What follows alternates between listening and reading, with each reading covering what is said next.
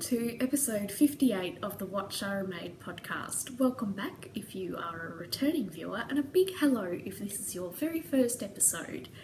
I've got a couple of whips and no FOs. Just looking here, I've got no FOs. Well, none in person to show you. I've got a picture of an FO because I had to give it to someone. And I think I should get started because I've got a limited time, so I should dive straight into it. I've had quite a few people asking about, of course, there's Rosie in the background. She's been silent all day. As soon as I start filming, there she goes. She must be able to hear me press record. I've had quite a few people asking me about the progress of the Possum jumper. Well, I'm finally onto the sleeves. Well, I've only started one sleeve, doing one sleeve at a time, so I might show you that first. I've finished the body, hallelujah. Here she is, one sleeve started, thank goodness. Is this the longest I've ever taken to make a sweater? Maybe. I cannot wait till it's finished because I'm so in love with it and I really want to wear it, and I want to wear it before I die of heat stroke wearing it, which shouldn't be a problem because it seems like winter's never going to end. But here we go. Can I get far back enough? It's been folded. Shush, Rosie! Let me turn her around. So, I'll bring it closer to the screen so you can see what I did on the waistband. If you can see, is it really showing up what I did? I'm not really sure what this is called because it's not really a broken rib as such, but I did get the idea from Nora Garn herself, whose workshop I went to do this, make this sweater. So I don't know if you can tell what went on here, but I've done a 2x2 rib at the beginning and then swapped to a 1x1 rib here, partway through the waistband. It's not really showing up that well on the screen, but it actually looks quite smart in real life, but yeah, it's really not doing it justice here, but it looks alright. It looks quite nice in real life, and it sits really nicely, and it adds a little bit of interest. It's slightly more interesting than just a 1x1 rib or 2x2 rib, and yeah, I like the way it looks as well. So that's the body, and it's got a bit of a fold in there because it's been sort of scrunched up in the bag because it's getting a little bit bulky for the bag that it lives in at the moment. And just started the sleeve, like I'm about maybe 2 or 3 rows in to the sleeve, but it is indeed started. And I've just got it on some tiny circulars at the moment. Tiny little circulars, yes, some little, oh, maybe I'm 4 or 5 rows in, anyway, not important. I will have to do a few little stitches there to close up some holes at the underarm. As usual, I don't think I've ever made an underarm that hasn't had holes in it.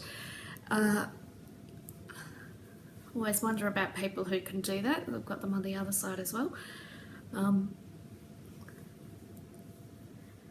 Every now and then I think I've done it, and I get back and I'm like, oh, no, definitely didn't do that. I have tried sometimes when I am picking up the underarm stitches to pick up some extra stitches that I then almost immediately get rid of, either by knitting a few together or what have you. But it always seems to bunch up in a rather unforgiving manner if I do that. So, for example, when I was picking up stitches along this part here and then coming into my live stitches here that were held on waste yarn, which were the sleeve stitches here, I have in the past tried to pick up some extra stitches at this point here to avoid getting this gap, which is where you go from picking up non-live stitches going to live stitches. So I don't know how obvious this is, where this is occurring, but this is the underarm and this is the top of the sleeve, so this part here. And then thinking, if I pick up just some extra random stitches here to close this gap before I get to my live stitches, and then I'll immediately get rid of these by knitting some together, or even gradually get rid of these just by doing the standard ratio of decreasing on the sleeves so that it's not like a big nubbin of decreases there.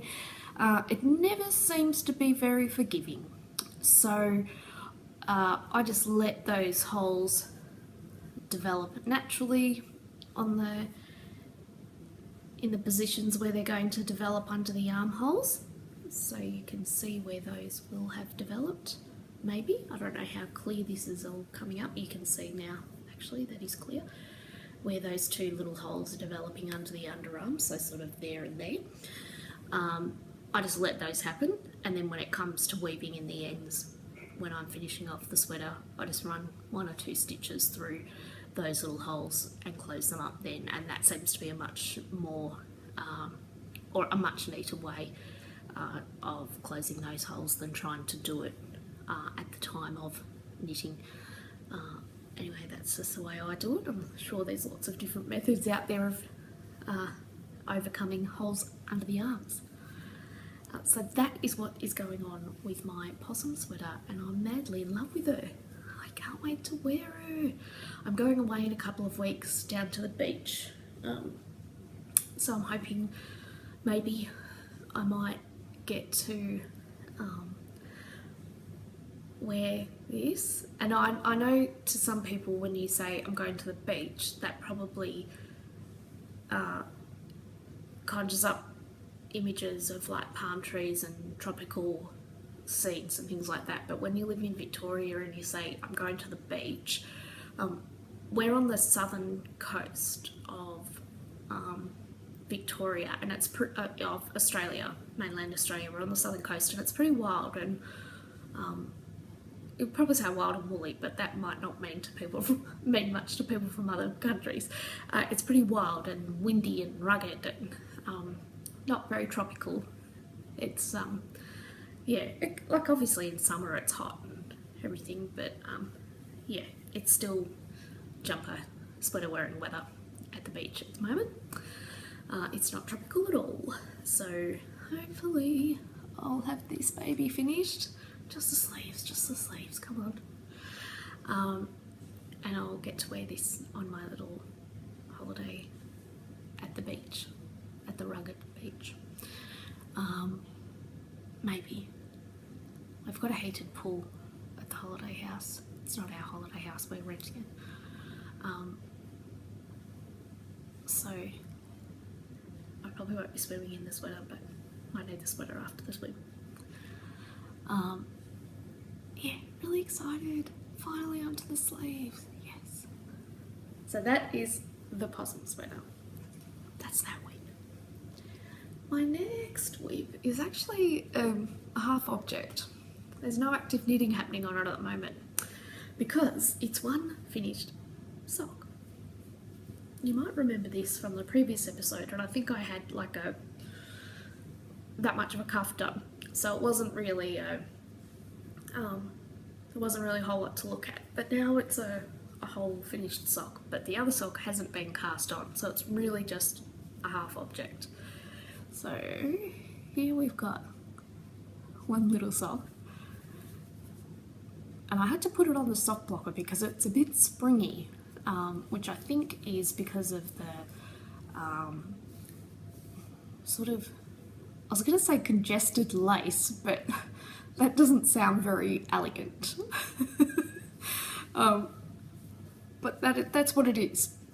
The close together lace, that's not very articulate. I don't know. Springy. So it's my little warmer weather lace sock. So I wanted something with a lot of airy holes in it, and you can see when I really can't see the texture quite as much on screen. Also, it's bumpy, but in a nice way.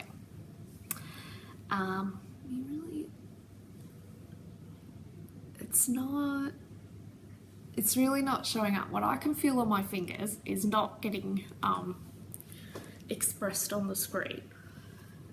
Anyway, not important. I have got half a pair of socks, and it didn't take any time at all to knit this. It was a really quick knit. I finished, once I had that little cuff done, I think last time I was talking about this, I did say I had a bus trip coming up, and I did pretty much get the whole sock done on that bus trip, so that was pretty good. That was a nice easy knit, and I was excited to see how this sock yarn was going to knit up, and you can see here some pretty interesting pooling. And if I turn it over, you can see it's done some strange things, but it's cool. I love it. I love the way that pooling has turned out, so I'm really interested to see what the yarn's going to do on the second sock. It's pretty interesting, but I'm really enjoying that, so I think I probably will write up a pattern for these socks. They were quick and easy, and I think they're going to do exactly what I wanted them to do for the warmer weather, so that the air can flow through the top of my socks so that my feet don't cook, but then also don't freeze in that trans-seasonal weather between winter and summer. So that is that whip. Now my next whip is it's sort of a design whip, but there's not a lot to it. I was doing a swatch for a design idea so you can probably hear the dishwasher in the background. I was hoping that might have finished by the time I wanted to film, but it hadn't finished and I needed to film. Hopefully it's not too distracting. So this design whip, I was doing a swatch to get the sizing of the stitches right with the yarn and hook, and see how the stitching would work and come together. And I'll give you a look at it. So it's a crochet stitch, and it's called the star stitch. It may have other names as well, but I know it as the star stitch, and it's showing up reasonably accurately colour-wise on the screen at present. And it's yarn that I've dyed myself, but the trouble is I'm not entirely happy with the colour. It actually reminds me of school uniforms, and it's this particular school that's local to me, and it's basically identical to the colours in their school uniform, and I think that is what is making me not like it. And also I had a very specific colour palette in my mind when I was dyeing the yarn, and this isn't it, and I think that's also distracting me from liking it.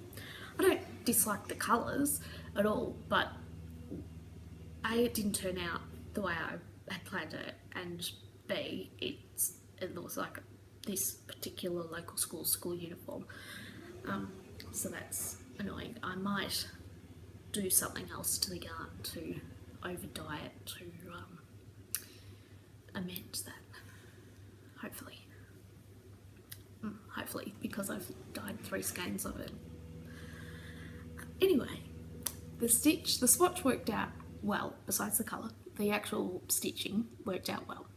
It's got the right density and amount of stretch and things like that, drape, etc. And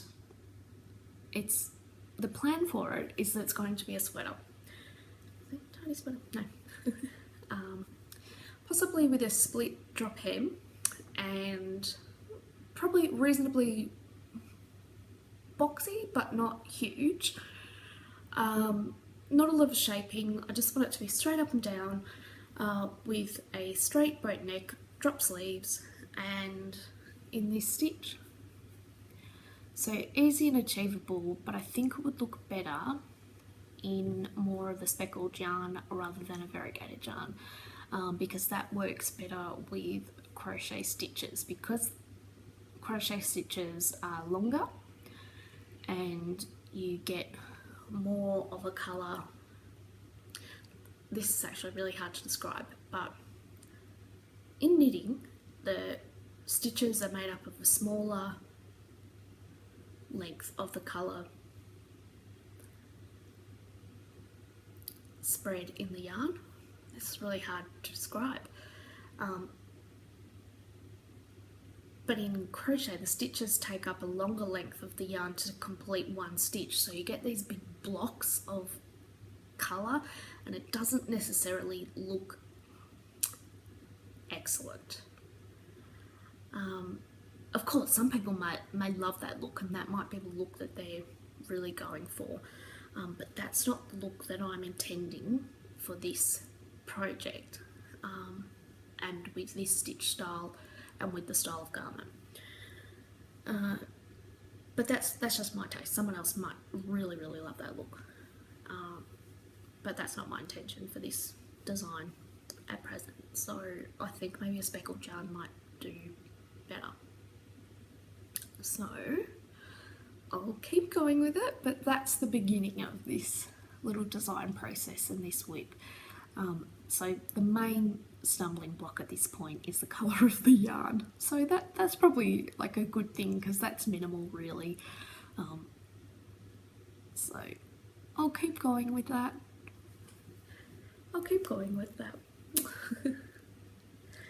My next whip is my design whip. Now you've probably seen this, I think it's featured in, now this will probably be the 4th episode this is featured in, but I've finally gotten to the point where I've run out of the green yarn. I have knit till I've run out now, but the lovely Jen from Little Yellow Cat, who I got the gorgeous green yarn from in the first place, has kindly dyed me another skein of the green yarn, and it's on its way now. Thank you so much, Jen. So that's Little Yellow Cat yarns on Etsy. You should go and check out her yarns because she's got some gorgeous colours. Oh my goodness. So that was very nice of Jen to dye that custom colour for me, because it wasn't a normal colourway that she does. So she was very good to do that for me. But I managed to get, oh my god, 1, 2, 3, 4, 5. I've got 1 and a smidgen of these to go, and I'm done, and I need a whole new skein for that. So, and that was about where I predicted I would get up to. So yeah, that's annoying, but that's alright, because then I'll have the remainder of that skein of gorgeous green to knit myself a pair of socks. So it's kind of a win. But let me show you what is happening. So that's how far I got up that side. What have I got going on there? So yeah, that's how much I've got left. Annoying. So that's what's going on that side, and here's the complete side here. And to be honest, like you can see, I've got 1, 2, 3, 4, 5, 6 repeats of this before I start that, and then obviously you mirror the other side with 6 of these going on the shrinking side. If you had a skein of yarn that you really wanted to use that was shorter than 400 meters, which some skeins of sock yarn are, you could just do 5 repeats of this one instead of 6, and it wouldn't actually make your shawl that much shorter, and you wouldn't run out of yarn like I have. I just happened to do the large version of the shawl and not do very good calculations, so that's where the problem happened. So it actually wouldn't be a problem for everyone if they could do maths. Unlike me. Because once it's blocked, the shawl wouldn't be too short to use or anything like that if you decided to omit one of these repeats in order to make sure you didn't run out of yarn, if you just happen to have a shorter skein. So it's coming along nicely. I'm really excited to finish it so that I can get my pattern ready for testing. So I will be doing a call for testers really soon, so keep an eye on both Instagram and Ravelry if you feel like you might like to do a test knit for this pattern.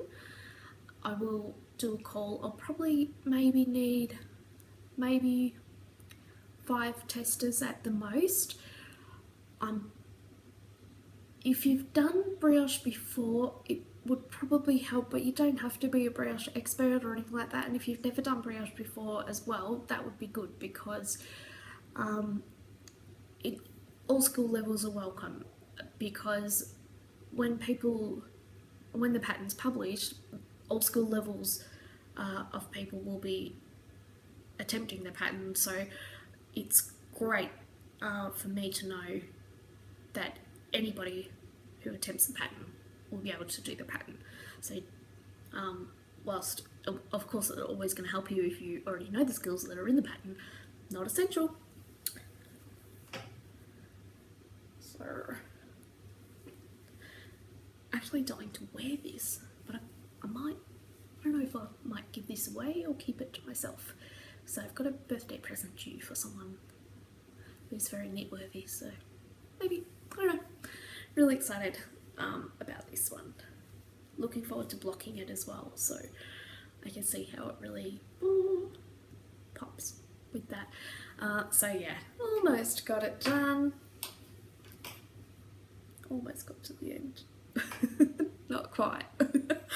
But yeah, so that one has been really fun to work on, really enjoying it. And still haven't decided on a name, but I have got a short list of names now, so that's good.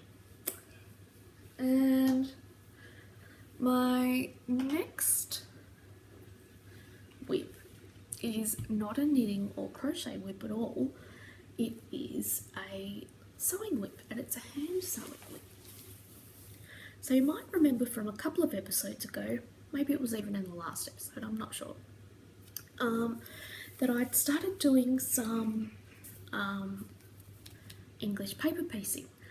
Well, I'm fully addicted to that now, and I keep seeing them on Instagram and Pinterest and things, and I'm like, oh, that one's nice. And I kept getting ideas, and now I'm well and truly addicted. And I had a suggestion from a lovely viewer who, you know who you are, because I said a big thank you, and as soon as you sent me that link, I printed it out and I started it that night. Yeah, thank you very much, because you'll know exactly who you are as soon as I show you this. You'll have a little chuckle. So this one here, it's sort of a bit crinkly because it's been a bit squished up in a box. But this one here, and you can see I've got my little needle tucked in there, which probably isn't ideal, but never mind. That's where it is. And I've got no idea of the name of these fabrics, but I did get them from my local beautiful yarn store that also sells fabric, Crumbs Craft. And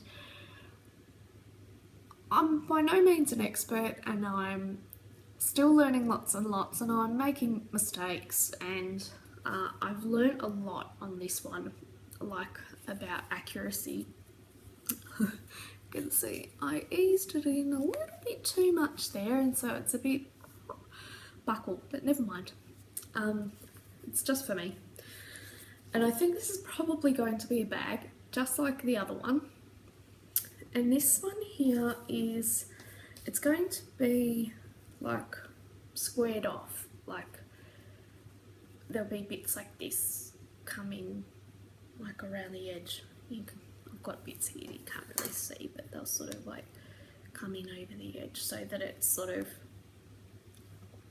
you know, squared like that. And I don't know if I'll do this a matching piece to go on the other side, or if I'll just do a solid piece of fabric on the other side. I'm not entirely sure, but I'll make it into a project bag to keep either knitting whips in, or maybe I'll use it as a project bag for other English paper piecing. I'm not sure. Sort of a bit of like a English paper piecing inception if I have an English paper piecing bag with English paper piecing in it. So yeah, that's what this is here. And of course I realise I can make shapes like this on a sewing machine. It probably, well no, I could definitely do that on the sewing machine, but it's the peace and the pleasure of hand sewing it and putting them together, and yeah, really enjoying it. I had a deadline for something else when I started this, and I totally forgot about it, and I thought I'll just do a little bit of this, and next thing I know it was 1 o'clock in the morning, and I was just still sitting there just sewing it together, and I'm like, oh whoops, probably should go to bed. Totally forgot about everything else, and just sat there all night making this. So you can see that one's got a little bit of a pattern on the fabric as well. I don't know how visible that is, but yeah, it's lovely. God, I love that fabric. Yeah, enjoying this so much. Absolutely loving it. Loving it, loving it, loving it. Can't get enough. Loving it. And I love the big geometric shapes. Love it. Cannot get enough of it. So that's that whip. That's my non-yarn one. And let me have a little bit of a drink because I've been talking non-stop.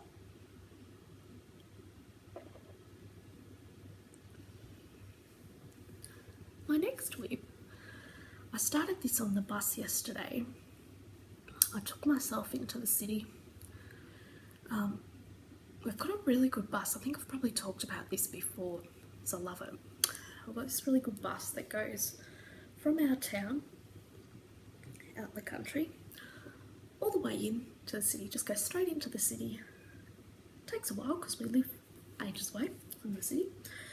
But it's not too bad. It's actually not that much longer than if you were to drive in the city, but you don't have to find parking, you don't have to battle the traffic, and it's like almost 2 hours of uninterrupted knitting time. You just get on the bus, relax, sit back and knit all by yourself. No one bothering you, and it's lovely. I just put my headphones in, listen to podcasts and knit. It is delightful. Anyway, enough of that. Back to the story. I took myself into the city yesterday, and let me just untangle myself. I had a couple of things to do, but my main reason for going into the city was because I wanted to visit my lovely friend Emily's yarn shop called Maker in Brunswick. It's on Lygon Street in Brunswick. It's at 151A Lygon Street in Brunswick, just in case you are wondering and want to visit too. And it's absolutely gorgeous. I'll put a link down below in the down bar below, but you can also find Maker on Instagram. I'll put the name just here. So if you're in Melbourne and you're looking for some yarn shops to visit, if you're either from Melbourne or you're visiting Melbourne, pop in and say hi to Emily. She's gorgeous, and the shop is gorgeous as well.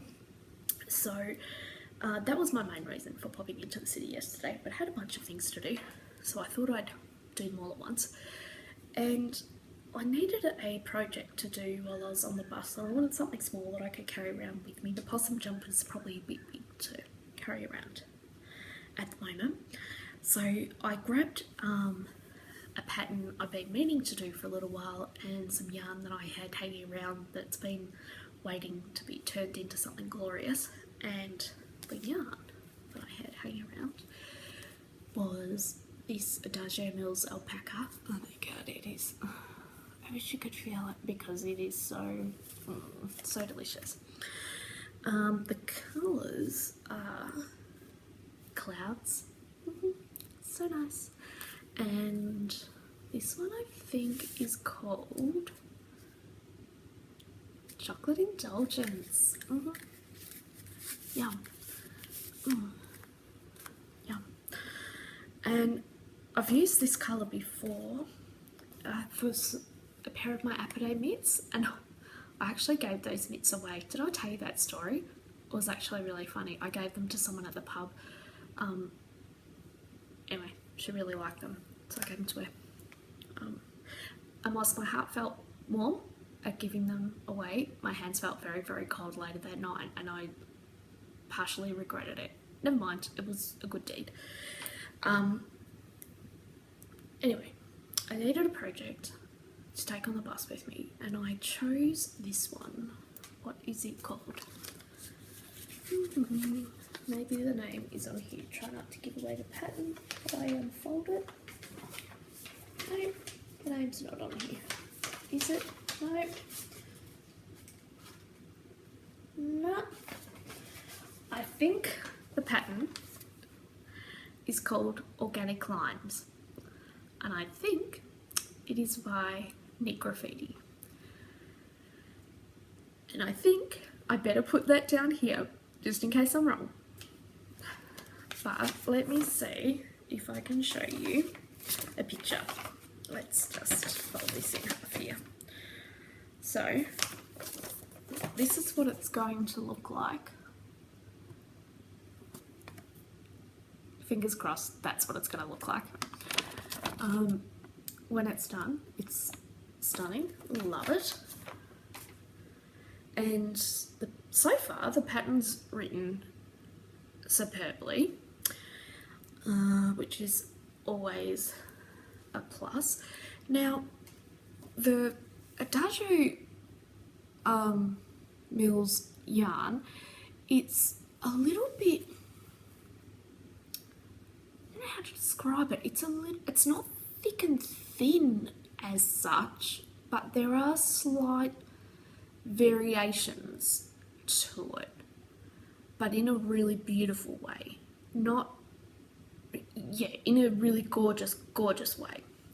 So when you knit with it, it's got somewhat of a, I don't want to say rustic because that's not the right word, but you get this very natural, organic kind of fabric when you knit with it. I haven't crocheted with it, so I can't attest to the fabric that it makes there, but I imagine it's something similar. So let me just show you. It's a little bit hard to see, I guess, here. It's also somewhat loosely plied, the yarn as well, so when you knit with it, it sort of loosens a little bit. I don't know, I'm not really articulating that very well, but anyway, not important, because it's glorious. So, I don't know if I'm even going to really be able to show you this properly while it's still squished up on the needles, and I haven't really gotten very far because, like I said, I was only knitting it on the bus yesterday. So I did cast it on the bus yesterday, and half of the trip on the way in was spent casting it on because it requires a twisted German cast on, and for some reason that method had escaped my brain. And it's a really good cast on, but I hardly ever use it, and I just could not remember it. And I thought, I know that. I know that German twisted cast on. I've used it before. And I could not get it to happen. And I think I reckon I would have tried about 40 different methods, and it would not work in the end. I just had to look it up on YouTube, and then I was like, oh God. And then I had it. But anyway, I was almost halfway to the city by the time I got this cast on, and then got started, and I reckon I maybe got 2 rows done by the time we got to Melbourne. Never mind. But then, yeah, after that I was like, smooth sailing. So let's have a little squeeze at what we've got happening so far. Can I show you without?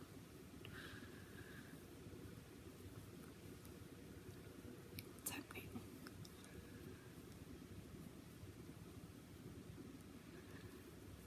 It is a little bit tricky to show you what's going on here. Got this one that's branching out. These little ladders that are going that way. And I say ladders because, can you see that sort of ladder going up there? You sort of can. And then, excuse me, just trying to not to pop those stitches off the end of the needle, that would be a disaster. And then these decreases that are coming in here to create that dip down, and then the ladder's going this way, so they're leaning that way. So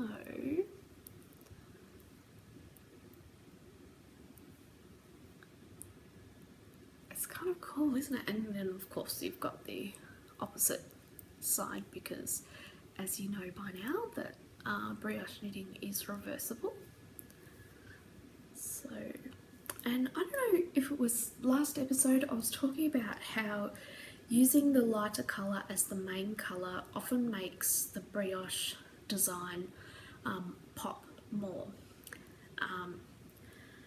And I often forget that, because typically you would use the darker colour as the main colour to make a design pop more, and use the lighter colour as the background colour,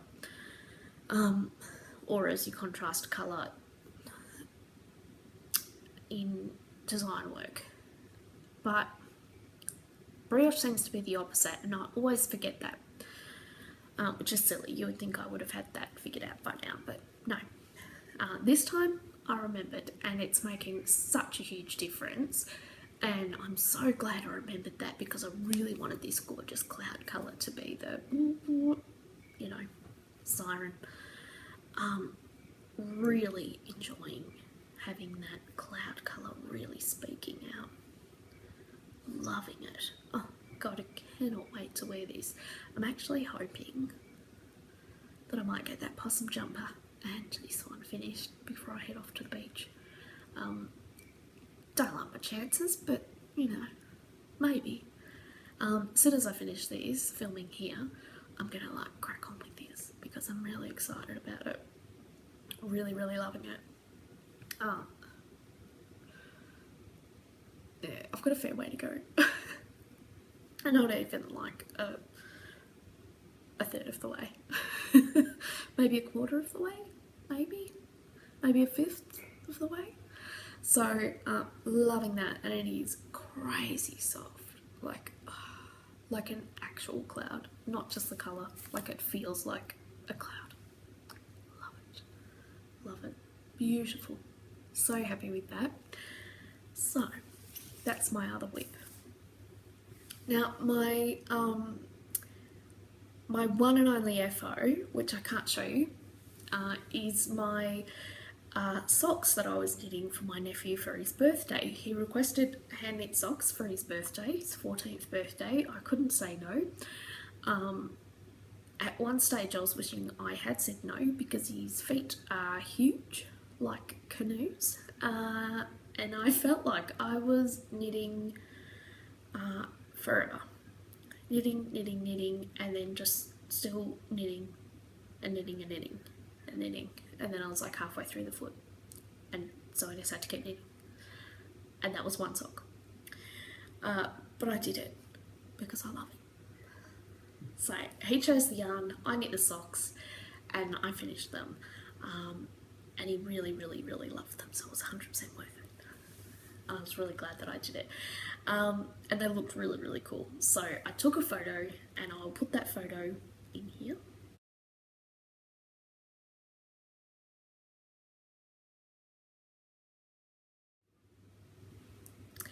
So those are the socks that I knit Archer for his birthday, and they were really cool. And I really, really enjoyed knitting them. And I forgot how much I love knitting that blueberry waffle sock pattern. I don't know if I mentioned that's what the pattern was that I used, but the blueberry waffle sock pattern.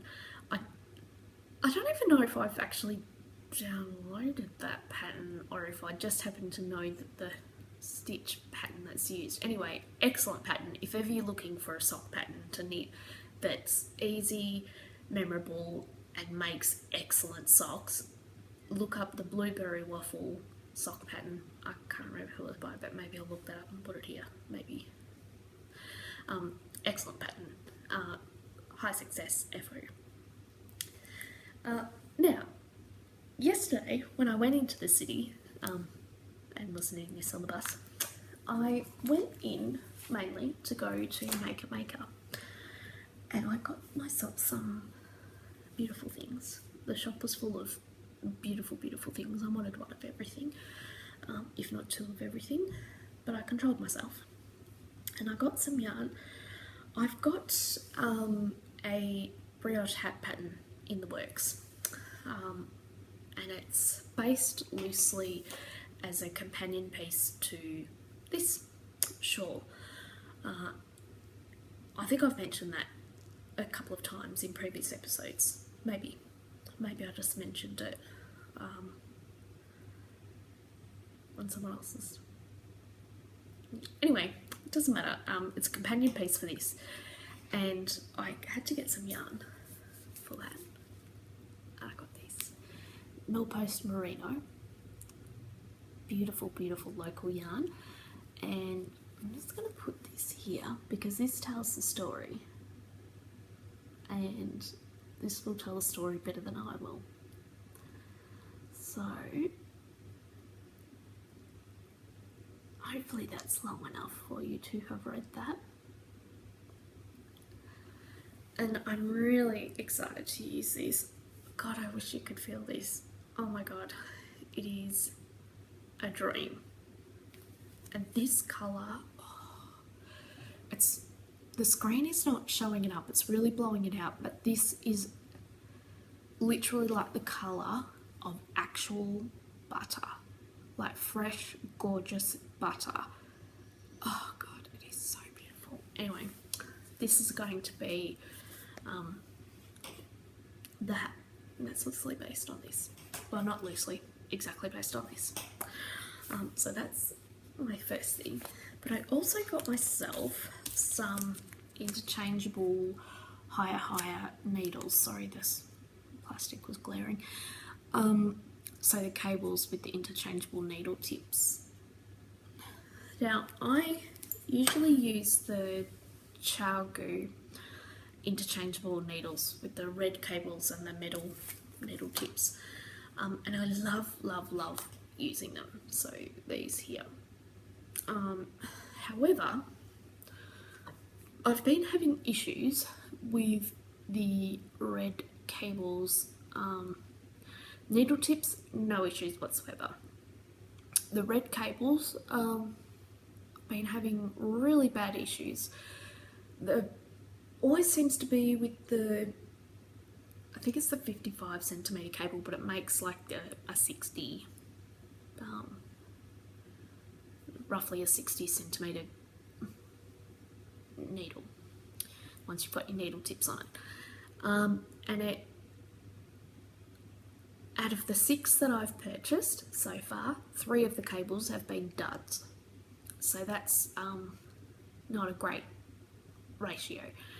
I wouldn't have purchased 6 if 3 hadn't have been duds. So I seem to be having some pretty bad luck with the red cables. I don't like the clear cables with the spinny bit on them, because the ridge from the metal join to the clear cable is too big, and you have to really work to push your stitches from the cable to the needle. It's not a smooth transition. So I don't want to just use the clear cables that also work with the char-green needles and the metal tips. While they do actually fit together, the clear cables are not, they're not nice to use because the transition between the cable and the join is not nice. So that's a real bummer. When the cables, the red cables, are functional and they're not faulty, they're awesome. Really, really great. Really, really awesome. But when you've got a 50-50 chance of them being faulty, that's not awesome. So I am giving higher interchangeables a crack. I haven't tried the interchangeables from higher before. I've used higher sharps before in fixed circulars and really enjoyed them actually. But if these are good and don't have a high dud rate, then I'm going to give them a go. Sorry about that, the parcel person came to the door. So I'm going to give the higher interchangeables a go. Like I said, I've used the higher sharps in the fixed circulars before and really enjoyed using them. So I'll give the interchangeables a go, and if I have success with those and they're not continually faulty, then I might swap to them from the Chalgos, because I just yeah, I don't like the rate of 50% faulty. I haven't had an issue with any other cable length, just that particular length, and it just so happens that that's the length I use most often, so that might be why I've encountered that one being the most faulty. But yeah, so really frustrating because when they work, they're awesome. When they don't work, yeah, annoying. Just this week I got one of my needle tips. I screwed it onto the cable and it didn't quite screw all the way on, but then I couldn't screw it any further on and I couldn't unscrew it either. So I couldn't get it on and I couldn't get it off, and it did not matter what I did, it would not budge, and I ended up having to take it to my dad, and he had to take it out to his shed and use special tools to remove it. And I was like, you can do whatever you want to the cable, just don't wreck the needle. I had to explain to him the whole process of these are interchangeable knitting needles. And he's like, what? Yeah, so now he knows all about interchangeable knitting needles as well. But he managed to salvage the needle without damaging it or anything. I said, just chuck the cable in the bin because it's a dud. Another one is a dud. So yeah, that's really frustrating. Yeah, pretty annoying. But never mind, I'll give these ones a crack. So I was really glad that Em had these high highs in her shop. So I've got an actual physical shop where I can go and buy them. I don't have to buy them online and wait around for them to arrive. I can actually just go and get them.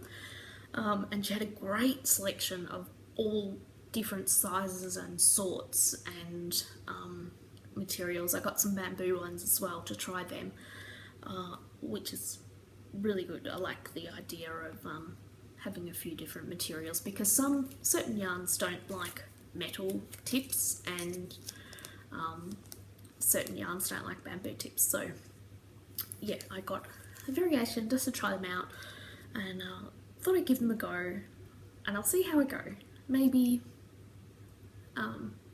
these might be my new ones, and you know, never know, maybe I won't like these either, but I have heard a lot of people talk about how much they like them, so we'll see. I'll start my new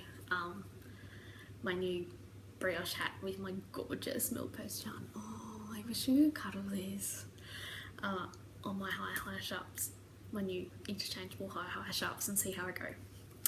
I think I love it. I've got a good feeling. And that's it for all my yummy stuff here. But my next thing that I had to announce is I am going to draw the winner for the August year-long stash busting craft along pattern winner. Now you might be wondering why I haven't been doing any live drawings while I'm live on air, and it's because my internet is not reliable enough to do it while I'm on air, and it ends up taking me so long to try and do it while I'm actually filming that it's just bananas. So I do it after I've filmed.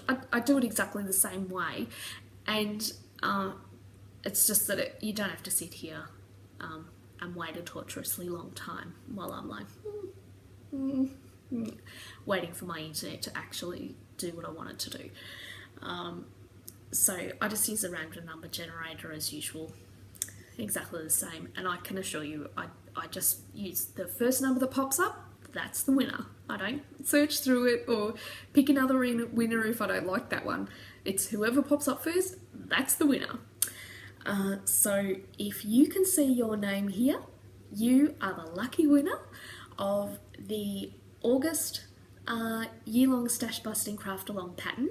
So if you can see your name here, congratulations and thank you for participating.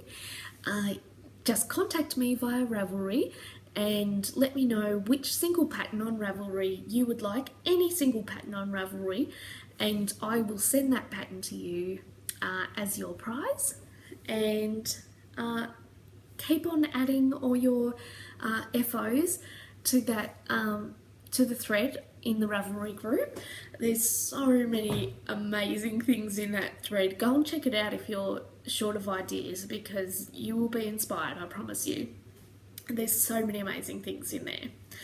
And I think that is everything. I hope the weather is treating you kindly wherever you are, because the weather has been doing some crazy things all over the world. I know that quite a few of my friends in the United States have really been suffering at the moment, and I hope you're all okay, and I hope things are getting back to normal, because I know how hard it is when you're displaced because of weather, and it can be a real struggle. So I hope you're all doing okay, and I hope all your loved ones are doing okay as well. So keep safe, and I'll see you all again soon. Bye.